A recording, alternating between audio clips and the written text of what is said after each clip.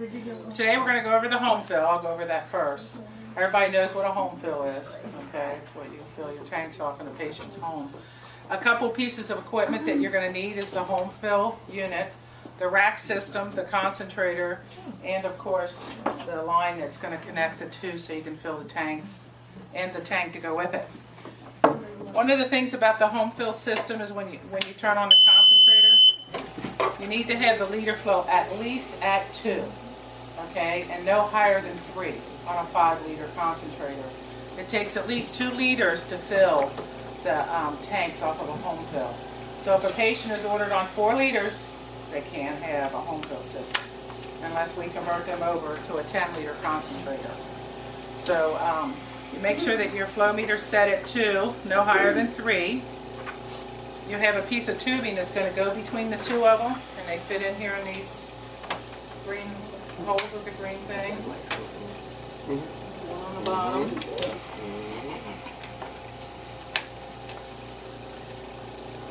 When you go to fill a tank, you want to make sure that your tank is in the off position. It says off. You take your caps off. You want to make sure that the machine is turned off, and you take off the cap.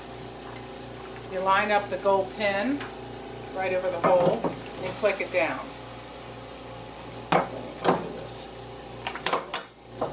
And then when you turn on the machine, you're going to hear a couple of alarms. The home fill system is going to say, should say wait, this one doesn't have a wait light. Some of them have a wait light that tells you to wait. This one's just saying low O2 because it hasn't built up yet, but there's a couple of different systems out there. When they're calling in to troubleshoot, if they tell you those lights are on, if it's a wait or if it's a low O2, it could be because the concentrator is not putting out enough oxygen, so therefore the home fill system will not fill the tank. Or they've done something wrong. They either have the liter flow. If the liter flows are wrong, it's not going to tell you that. It just takes a longer time to fill the tank. If it's a little higher than 3 or if it's a little under 2, it's going to take longer to fill a tank. A tank this size takes about 2 hours and 45 minutes to fill, where the little short one takes maybe 2 hours and 10 minutes to fill. And I've got one of the bigger ones. When it's ready, it's going to tell you that it's filling, and you're going to hear a churning sound, so you can actually hear the difference when it actually goes into the fill cycle of the machine. So when you're troubleshooting something like that, that's what you want to kind of find out, if there's any lights on, what the lights are telling the patient. If the lights are telling the patient that it's a wait, or if it's a low O2, it could be that the concentrator needs to be switched out. Or they just turned it on, because if they just turn the concentrator on, it has been shut off for a while, then it takes a while for the That's right, it does take a while for the concentration to build up, but if they're still having issues even after, and these should build up very quickly, I think within a few minutes, it should start filling here. You'll hear a churn and then it will start doing it. If they don't have the tank in the off position, when they put this on, if they don't have it in the off position, it will not fill, okay? Or if it does, it might spew out, but I don't think it'll even fill in the off position. But there's several things that patients do that kind of boggles me, and I almost have to go out and visually see what it is they did to be able to correct it. But on the phone, that's just a knack to be able to troubleshoot some of this stuff on the phone. Any questions about what the lights mean, what we're looking for when we're filling a home fill system? Any questions about any trouble you had with on-calls on the home fill? Go ahead, Karen. Regarding getting the tank Down. to line up, we've had a couple calls that just won't go in. So you did something like you were pressing This down little on silver. the top. Yeah, this little silver thing. So did you just push down on the it silver wasn't, thing? yeah, just Okay. to help it in. Usually it'll spring up when the tank's released, so that when you pop the tank down, it opens it up and opens up the little silver, the little gold head, so it'll hook onto the pin. But otherwise, it's because it didn't position itself from the last fill, so sometimes you just have to fool with these little things here to get it to lock down. Any questions? We're still waiting. Is that a rack system?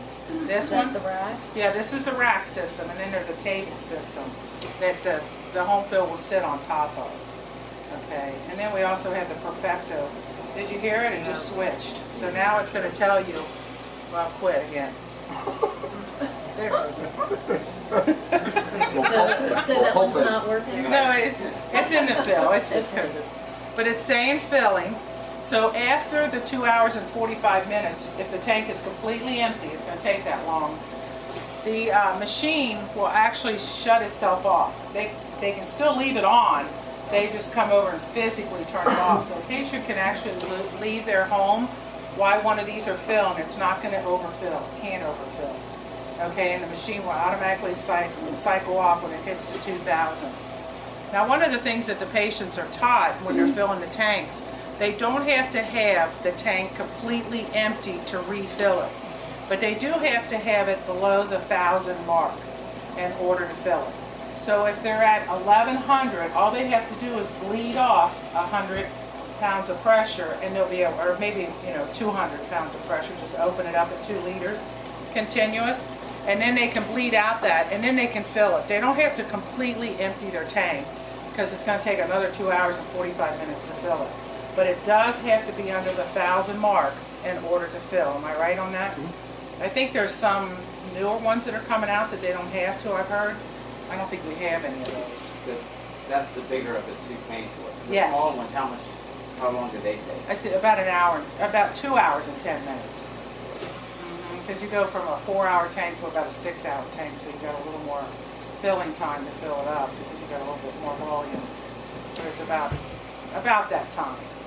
But most of the patients. I never knew. Oh, didn't you? Yeah, most of the patients will fill them before they're even empty. Ralph usually stays there and waits for 2.5 hours. Does he really? Oh, yeah, So let's say that it's finished. I'm going to turn it off, okay? And then I'm going to release the tank by pressing down on the silver, and it'll pop it up, okay? And then it's all finished. Then you should put your cap back on here, which I don't see it hanging on there. And then they should always recap this, the gold pen, so that we don't get any dirt and debris inside of there. Rhonda, I know a lot of times when I go out, a lot of times the problem with that is as simple as they'll turn the compressor on before they put the tank in. Yes, that's right. So I Everything, guess you want to say yes. that too. That's right. The compressor does have to be off along with the tank. Okay, they can't have this turned on and then pop that on there.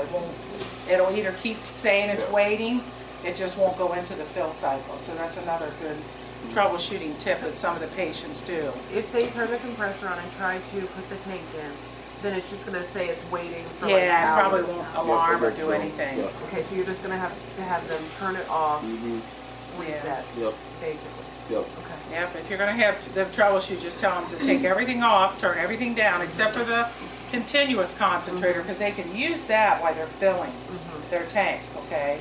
So they can leave this run all the time, but this is what they're going to turn on and off. But it definitely has to be off when they're filling a home fill system.